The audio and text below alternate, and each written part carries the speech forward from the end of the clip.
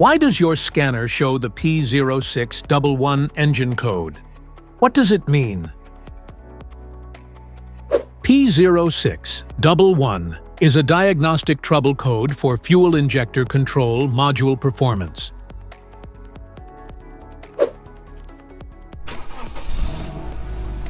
This engine code indicates that the PCM has detected a problem with the signals it's receiving from the FICM. Essentially, the PCM is seeing an issue with how the FICM is controlling the fuel injectors. Under this circumstance, stop driving and repair your vehicle immediately.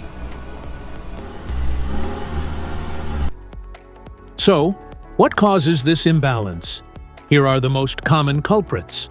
This error can be caused by these possible faults in your vehicle.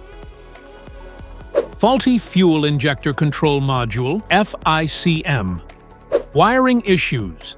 PCM problems. Other potential causes.